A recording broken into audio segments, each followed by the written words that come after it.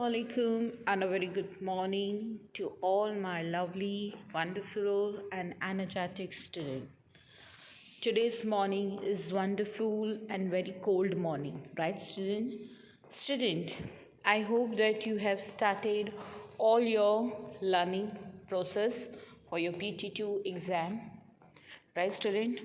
I request all the students to please take care of yourself in this cold weather. That is very cold from last 2 days. Wear the sweater, be safe. Always try to drink the kava, if which your mom is preparing for you in this winter season. Yes, students, you have to take care of yourself. So, today we are going to see a new recapitulation video, that is chapter number 18. This chapter is going to come in your PT2 exam. So this is the recapitulation of this chapter. If you want to see a brief explanation of this chapter, then you can go to the YouTube channel. There you can go to the playlist, find your class, and you can see this chapter over there. This chapter previous has been explained in the 2 or 3 parts. So in the brief you want to know each and every explanation, you can go to the YouTube channel. I hope, student, that you have started preparation for your PT2 exam. I know that you are going to give the exam very confidently.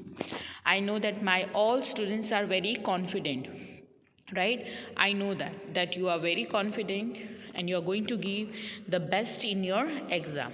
But I request all the students that please write the paper with your own handwriting. You have to write the paper by yourself. Your parents can guide you how to write, but the writing work is compulsory done by you, student. Student, study is also important. I know this is a very tough situation for you as well as for us also, that online studies. I know it's a very difficult for you, student, but still we do not have to give up and we have to do the best for our exam. Okay, student? So here, as you all know that chapter number 18 is a house like this. What we have learned in this chapter? In this chapter, we have learned many things, right? We have learned about the different places and about the different houses. According to the place and area, we change our build of house also. है ना? अलग अलग जगहों को हिसाब से हम अपने घरों को बनाते हैं. हम जैसे एरिया में रहते हैं हम अपना घर भी वैसे ही बनाते हैं. So there was one girl whose name was Naseem, and she was living in Srinagar. Where she was living? She was living in Srinagar. Right, student? कहाँ रहती थी वो? श्रीनगर में रहती थी. Now there was one camp was going to be held in her school. Sorry, उसके school में एक कैंप लगने वाला था और वो कैंप के लिए सारी प्रिपरेशन कर रही. तो कैंप की प्रिपरेशन कर रही थी कौन? नसीब. अब उसका जो कैंप था उसमें बहुत सारे बच्चे अलग अलग स्टेट से और अलग अलग जगहों से उसके स्कूल में आने वाले थे. अब स्कूल को वो लोग ने बहुत ब्यूटीफुली डेकोरेट किया था, अलग अलग रंगोली बनाकर जो ड्राई लीव से, फिर पोस्टर्स बनाए थे आलमंड के छिलके से, राइट, और बहुत सारी चीज़ें बनाई थी. और उन्होंने टेंट भी बनाए थे बच्चों के रहने के लिए. उन्होंने क्या बनाया था? टेंट. आप देख सकते हो, सो ब्यूटीफुल. पीछे आप देख सकते हो जो वाइट वाइट है वो क्लाउड्स नहीं है, वो माउंटेन्स है आइस के. क्योंकि शिमला में, कश्मीर में, मनाली में, श्रीनगर में, वहाँ पर क्या है? बर्फ़ के पहाड़ हैं. तो वहाँ पर उसके स्कूल के एक बड़े से ग्राउंड में ऐसे बहुत सारे टेंट लगाए गए थे. वो टेंट कपड़ों से बने थे और एक स्ट्रीम्स भी बनाई गई थी, यानी दरवाजे भी कपड़ों के ही बनाए गए थे. ये सब टेंट किसके लिए बनाए गए थे? बच्चों को रहने के लिए बनाए गए थे. Okay, now see the next. मैंने आगे जैसे आपको बोला कि वो लोग ने अपनी स्कूल को बहुत अच्छे से डेकोरेट किया था, पोस्टर्स से बनाए थे, रंगोली बनाया था, ड्राई लीव से स्ट्रीम्स बनाए थे दरवाजे बनाने के लिए. अब फर्स्ट डे क्या हुआ? आज today was the first day of the camp. आज कैंप का पहला दिन है। हम सब बहुत ही ज़्यादा खुश हैं। टीचर ने सभी बच्चों को बोला, जितने भी कैंप में जितने भी बच्चे आए थे वो सभी टीचर्स ने बच्चों को बोला कि come on student, make a circle and settle down, यानी नीचे बैठ जाओ ग्राउंड पर और सर्कल में बैठो। क्यों टीचर ने ऐसा बोला? क्योंकि टीचर चाहती थी कि सभी बच्चे एक दूसरे को अच्छे से जान ले और पहचान ले, इसलिए उनकी स्कूल की टीचर ने ऐसा बोला, सिट डाउन, सर्कल में बैठो और सभी बच्चा अपने खुद का इंट्रोडक्शन देंगे कि आपका क्या नाम है, आप कौन सी जगह से आए हो और आपको खाने में क्या पसंद है। हमारे स्कूल का फर्स्ट डे होता है तो हम भी इंट्रोडक्शन देते student. We give the introduction with each other. आपकी क्लास टीचर आपके क्लास में रहती है पूरा दिन, है ना, आपको अपना नाम बताती है कि मेरा नाम ये है, मैं यहाँ से आई हूँ, मुझे ये करना पसंद है, उनकी हॉबीज़ बताती है। फिर टीचर क्या करती है, वन बाय वन सभी बच्चों को नाम पूछती है ना अपना कि okay tell me your name, आप कहाँ रहते हो, आपको क्या करना पसंद है, आपकी हॉबीज़ क्या पसंद है, आपको खाने में क्या पसंद है। इंट्रोडक्शन होता है ना क्लास से, जिससे फिर हम क्या हो जाते हैं, फैमिलियर हो जाते हैं। फैमिलियर यानी हम क्लास में एक दूसरे का नाम पहचानने लगते हैं और एक दूसरे के बारे में जानने लगते हैं। तो नसीम की स्कूल में जो कैंप था उसमें भी ऐसा ही हुआ। टीचर ने बोला आप सब एक दूसरे का इंट्रोडक्शन दो जिससे आप एक दूसरे को पहचान लें। अब उसमें सबसे बोलने वाला पहला लड़का कौन था? भूपेन। कौन था? भूपेन। ये जो लड़का आपको दिख रहा है, who is he is a Bhupen. कौन है ये? भूपेन है। I have come from Molan village in Assam. Bhupen क्या कह रहा है कि मैं कहाँ से आया हूँ? मैं मोलान विलेज से आया हूँ, जो कहाँ पर है? असम में है। It's rained heavily in our place, hence our houses are made almost 10 to 12 feet above the ground. They are made on strong bamboo pillar. The inside of our house are also made of wood. अब भूपेन ऐसा बोल रहा है कि मैं जहाँ से आया हूँ वहाँ आसाम में हमारा एक छोटा सा गांव है जिसका नाम मोलान है। अब वहाँ पर बहुत ही ज़्यादा हैवी रेनफॉल होती है। अब बारिश गिरती है तो चारों तरफ पानी जमा हो जाता है, भर जाता है। आपको याद है 2019 में इस साल रेनी बारिश के सीज़न में भरूच में बहुत ज़्यादा पानी भर गया था, रेल आई थी, है ना। आप फुर्जा के साइड पर देखो, रीवा की साइड पर देखो तो वहाँ पर बहुत सारा पानी जमा हो गया था। तो भूपेन ऐसा बोल रहा है कि मैं जिस जगह पर रहता हूँ वहाँ पर बहुत ज़्यादा हैवी रेनफॉल होती है और उस बारिश के कारण हमारा पूरा जो इलाका है, एरिया है, वो पानी से भर जाता है। इसलिए हमारे गांव में जो घर बनते हैं वो 10 से 12 फीट हाइट पर होते हैं, यानी ऊंचाई पर होते हैं। 10 से 12 फीट यानी एक जो बम्बू की हाइट होती है ना, उस हाइट के ऊपर हमारा घर बनता है। आप इस जगह पर देख सकते हो, ये उसका ब्राउन कलर का हाउस है। नीचे आपको ये जो पाइपिंग दिख रही है वो पाइप सब कौन सी है? बम्बू पिलर्स है, यानी ये बम्बू के पिलर से, उसकी मदद से घर को ऊंचा किया गया है और पूरा जो घर है वो लकड़े से बना हुआ है और 10 से 12 फीट वो हाइट पर है, जिससे बारिश उनके घर में यानी पानी उनके घर तक ना पहुँचे। Right, now see the next student. ये सारी मैंने एक्सरसाइज आपको 2-3 दिन पहले आपके ग्रुप में फॉरवर्ड करी है ना। मैंने व्हाट्सएप ग्रुप में आपको ये PDF फाइल डाली है। नाउ इट वॉज चमेली टर्न, शी सेड। अब now who is this girl? ये गर्ल का क्या नाम है? ये गर्ल का नाम चमेली है। नाउ देखो चमेली कहाँ से आई है। I have come from Manali which is a hilly area. Manali, ये चमेली कहाँ से आई है? मनाली से आई है। हिली एरिया यानी पहाड़ों के इलाके से आई है। मनाली है, कश्मीर है, शिमला है, नैनीताल है, वो सब पहाड़ों में बसे हैं, हमारे जैसे ज़मीन पर नहीं है, वो लोग पहाड़ों पे रहते हैं। तो चमेली बोल रही है कि जहाँ से मैं आई हूँ वो पहाड़ी इलाका है, Manali. At our plate it's rain heavily and snowfall as well. Chameli ऐसा बोलती है जहाँ मैं रहती हूँ वहाँ पर बहुत ज़्यादा बारिश भी होती है और साथ में स्नोफॉल भी गिरता है, यानी बर्फ़ भी गिरती है। When it is very cold, we like to sit in the sun. Our houses are made of stone or a wood. चमेली ऐसा बोलती है कि जब वहाँ बहुत ज़्यादा ठंड होती है और सन निकलता है, सुबह का सूरज आता है, तो हम सभी लोग वहाँ सन पर बाहर बैठते हैं, सन की मज़ा लेते हैं। अब यहाँ 3-4 दिन से बहुत ज़्यादा ठंडी है ना, तो हम सुबह उठ कर क्या करते हैं, चाय भाई पीकर हम चाय का कप लेकर धूप में जाकर बैठ जाते हैं। हमारे घर में जहाँ पर धूप आती है वहाँ हम जाकर बैठ जाते हैं। क्यों? क्योंकि हमें धूप में, ठंडी में धूप में बैठना अच्छा लगता है, अच्छा फील होता है। तो चमेली भी ऐसा ही करती है। और वहाँ के जो घर हैं वो स्टोन से और लकड़ियों से ही बनते हैं।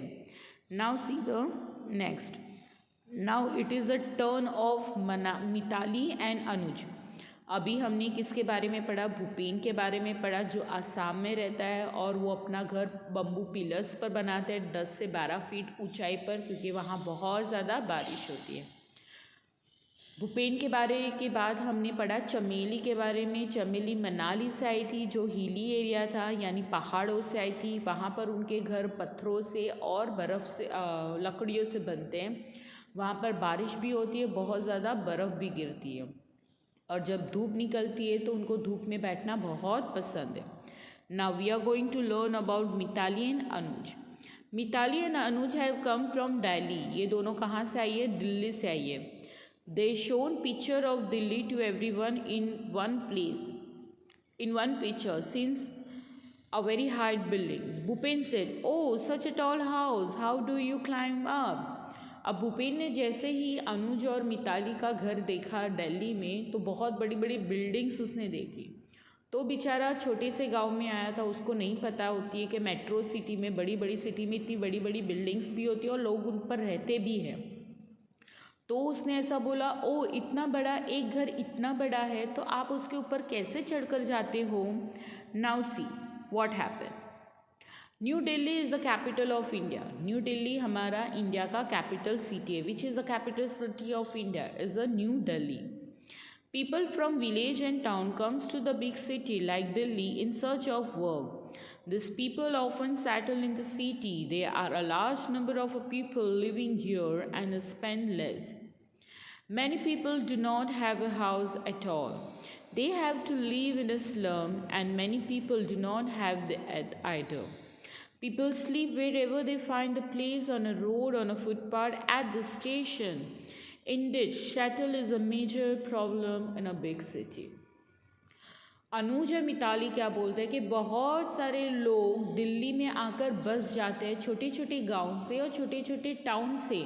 बहुत सारे लोग हर रोज़ दिल्ली में आते हैं। क्यों आते हैं? काम की तलाश में, क्योंकि उनके छोटे से गांव में उनके पास कुछ काम नहीं है। तो काम की तलाश में बहुत सारे लोग अब बड़ी बड़ी सिटियों में आकर रहने लगे, जिससे क्या प्रॉब्लम होता है? पहला प्रॉब्लम है कि उनके पास रहने के लिए घर नहीं होता, इसलिए वो फुटपाथ पे सो जाते हैं, रोड पर सो जाते हैं, या तो स्टेशन पर जाकर वो लोग सो जाते हैं। और बड़ी सिटी में घर मिलना यानी बहुत मुश्किल काम है। उनके पास शेल्टर नहीं होता, यानी घर नहीं होता। ये सबसे बड़ा प्रॉब्लम है बड़ी सिटी में। Now see, Kashiram told everyone. हमने किसके बारे में पढ़ा? भूपेन के बारे में पढ़ा, फिर चमेली के बारे में पढ़ा, फिर मिताली और अनुज के बारे में पढ़ा। अब हम पढ़ेंगे काशीराम के बारे में। Now see what Kashiram is telling. I have come from Rajasthan. Kashiram क्या बोल रहा है? मैं राजस्थान से आया हूँ, जहाँ पर बारिश बहुत ही कम होती है, और मैं जहाँ रहता हूँ वहाँ बहुत ज़्यादा गर्मी होती है। क्यों? क्योंकि राजस्थान पूरा डेजर्ट है, रेगिस्तान है। तो रेगिस्तान में धूप की सीज़न में बहुत ज़्यादा गर्मी होती है और ठंडी में बहुत ज़्यादा ठंडी होती है। We live in a mud house. अब काशीराम क्या बोलता है कि मैं तो मिट्टी के घर में रहता हूँ, और मेरे घर की जो दीवारें हैं बहुत चौड़ी है, बहुत मोटी है, और हम अपनी घर की दीवारों पर भी जो प्लास्टर लगाते हैं वो मिट्टी का ही प्लास्टर लगाते हैं। और हमारी जो रूफ़ होती है, जो छत होती है, वो सूखी ग्रास से बनता है, सूखी घास से बनता है। आप ये हट उसका देख सकते हो, आप देख रहे हो उसकी जो ऊपर की ब्राउन कलर की जो छत है वो सूखी ग्रास से बनता है। तो काशी, ये जो है काशीराम, वो कहाँ से आया था? राजस्थान से आया था। नाउ सी, अब सभी लोगों ने एक दूसरे का इंट्रोडक्शन दे दिया, एक दूसरे के बारे में बोल दिया, राइट। अब कल्चर प्रोग्राम क्या हो गया? स्टार्ट हो गया। सभी बच्चों ने अलग अलग प्रोग्राम किया, सभी बच्चों ने बहुत अच्छे से डांस किया, अलग अलग सॉन्ग पर डांस किया। जो जहाँ से आया था उसने अपना कल्चर दिखाया था। राजस्थान से जो बच्चा आया था उसने राजस्थानी डांस किया, श्रीनगर के बच्चों ने उनकी कल्चर प्रोग्राम किया, जो बच्चा दिल्ली से आया था उसने दिल्ली का कल्चर प्रोग्राम किया, जो मनाली से आई थी उसने वहाँ का कल्चर प्रोग्राम किया, आसाम वाला ने आसाम का किया। यानी सभी बच्चों ने अपना कल्चर प्रोग्राम दिखाया। जो जहाँ से आया था उसी लैंग्वेज में वो लोग ने गाना भी गाया, उनकी मदर टंग में। जैसे हम गुजरात में रहते हैं तो हमारी मदर टंग गुजराती है, हम गुजराती बोलते हैं। आप राजस्थान में जाओगे तो वो लोग राजस्थानी लैंग्वेज बोलेंगे, आप पंजाब में जाओगे तो लोग पंजाबी बोलेंगे, आप कश्मीर में जाओगे तो वो लोग कौन सी उर्दू लैंग्वेज यूज़ करती है, कश्मीरी लैंग्वेज बोलते हैं, राइट। तो सभी बच्चों ने अपना अपना कल्चर्स दिखाया। अब जैसे ही कल्चर प्रोग्राम ख़त्म हो गया तो सभी बच्चे घूमने के लिए निकले। उन्होंने वहाँ पर कावा पिया। कावा पता है क्या होता है बेटा? वो कश्मीर की ट्रेडिशनल चाय है जो लोग हर रोज़ पीते हैं। अब हम आजकल हम भी पीते हैं, कोरोना के डर के वजह से काढ़ा पीते हैं ना। घर में आपकी मम्मी आपको बना कर देती होगी सुबह शाम, जिसमें पानी होता है, अदरक होता है, इलायची होता है, लौंग होता है, लविंग होता है, तज होता है, राइट, जिसको उबाल कर फिर उसका पानी हम पीते हैं। क्यों? क्योंकि हमारी इम्यूनिटी सिस्टम को बूस्ट करने के लिए, उसको बढ़ाने के लिए। और ये स्पेशली ठंडियों में ज़्यादा पिया जाता है जिससे हमें सर्दी ना लगे और हमारा जो इनर बॉडी पार्ट है वो हमें वार्म रखता है। तो सभी बच्चों ने वहाँ की ट्रेडिशनल चाय पी यानी कावा पिया। फिर वो लोग शाम को डाल लेक पर घूमने गए। अब डाल लेक क्या है? कश्मीर में एक छोटा सा बहुत खूबसूरत तालाब है। अब इंग्लिश में तालाब को हम लेक बोलते हैं, तो कश्मीर में एक लेक है, एक तालाब है जिसका नाम है डाल लेक। अब वहाँ पर लोग बहुत सारे टूरिज्म वहाँ घूमने जाते हैं क्योंकि वो बहुत खूबसूरत जगह है। डाल लेक बहुत ज़्यादा खूबसूरत है। वहाँ पर शिकारास चलते हैं। शिकारास यानी एक छोटी सी नाव होती है जिसको रंग बिरंगी कलरों से डेकोरेट किया जाता है, कपड़ों से बनाया जाता है, लकड़ियों से होती है, वुड पर उस पर कपड़ों का काम किया जाता है, जिस पर बैठकर आप पूरे तालाब का नज़ारा देख सकते हो। उसको बोला जाता है शिकारा।